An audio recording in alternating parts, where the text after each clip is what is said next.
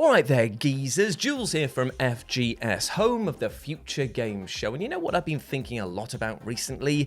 The word and concept of pity. Pity. It is a wonderful emotion. It sparks the desire within all of us to help those struggling and in need. It gives us relevancy when talking to another human about what they might be going through, and of course, it's an emotion that I feel every bloody day when looking in the mirror. You poor bold bastard.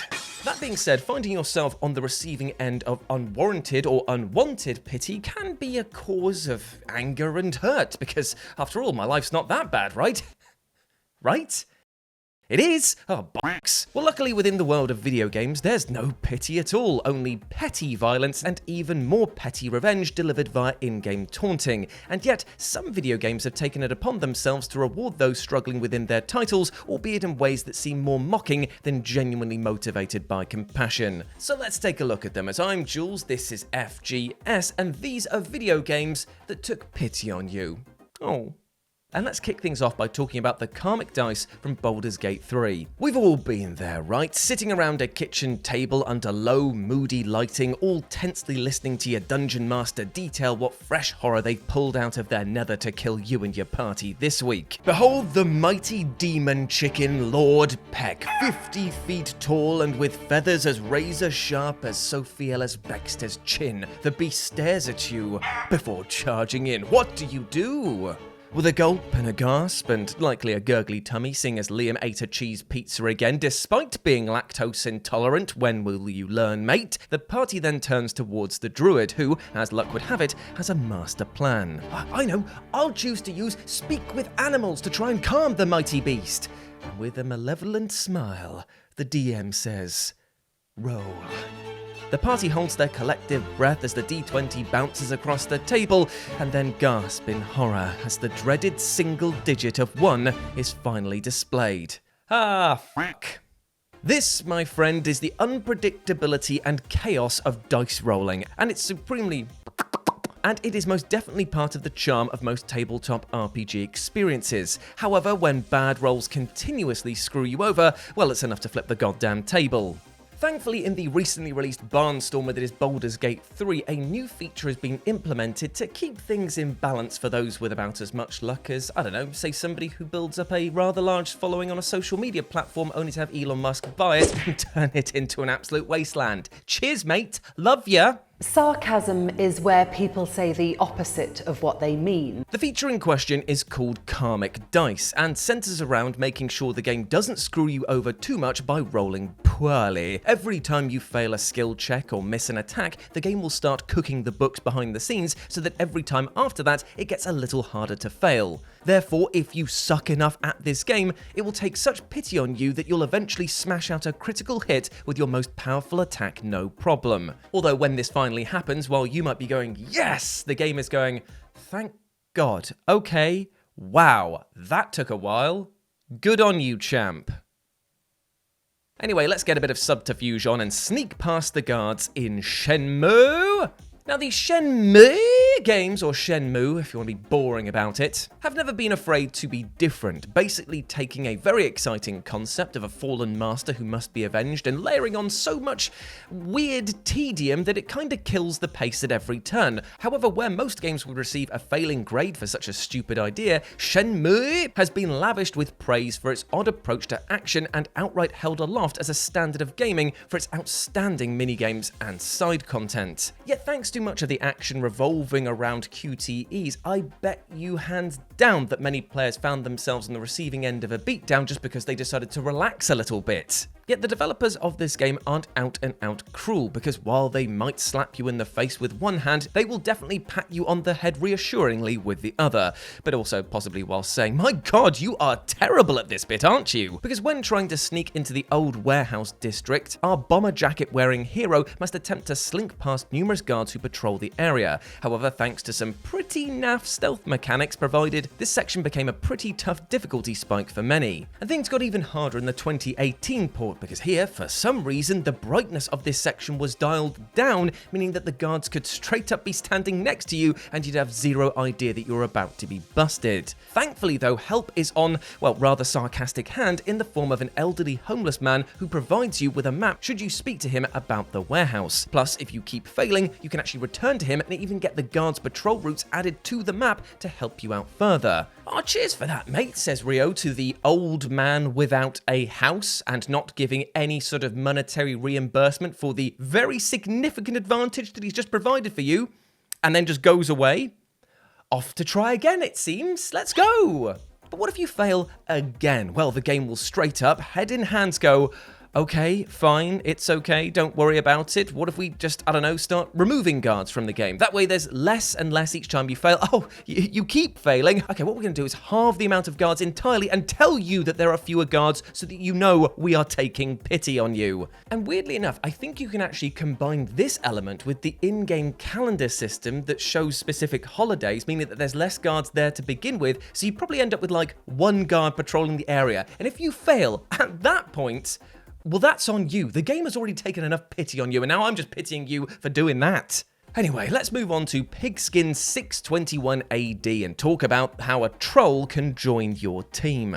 Now, balancing multiplayer games is a very tough job indeed, and dev teams often have to work late into the night, week after week, in order to collect and apply play data to rein in some elements and bring others to prosperity. Or, you know, they can just throw their hands up in the air and say, "F it, you're gonna get a dinosaur now." Because that is exactly what happened in Capcom's bizarrely entertaining but utterly baffling Exoprimal, in which the losing team gets access to a powerful dinosaur capable of wiping the enemy team off the map and giving their own comrades a chance to catch up. And you know, this concept of rubber banding players in last place can definitely apply to racing games, which sees the player in last place getting better items or a huge speed boost. Yet, in amongst all of these examples of trying to bring the player in last position up to the forefront, is a deliciously simple example of power dynamic shifting and comes from the deliriously unhinged Pigskin 621 AD, which is a fantasy rugby game with enough violence to make even Games Workshop's Blood Bowl series look rather tame. Here you can dogpile opposing players, attack them with weapons, and straight up kill them in a desperate scramble to score points. A bold strategy, Cotton. Let's see if it pays off for him. In short, it is utterly chaotic, and I absolutely love it. And you can totally tell that the minds behind the Rampage series came up with this, as it's got their brand of madness stamped all over it. And it was deep into a game of Pigskin down in some grotty dungeon with my friends that I first encountered how this game likes to hammer down any protruding nails, and also gave me a great excuse to pretend to be Professor Quirrell from Harry Potter and scream,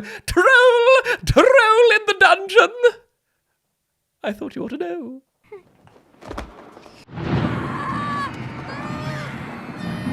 Because yes, that's right, you can get an honest-to-God troll added to your team should you, well, absolutely suck enough to justify its addition to your roster. Now, the troll is controlled by the AI and does not mess around, offering up a quick and brutal rebuttal to your opponent, and will quite often spend most of its time ripping apart other players. Looking like Shrek on bath salts, this is a team member that will be a welcome relief to losing players and an utter nightmare for your opponent. And speaking of getting power-ups, let's talk about Atomic Runner Chelnov and how you can get all the power-ups if you suck.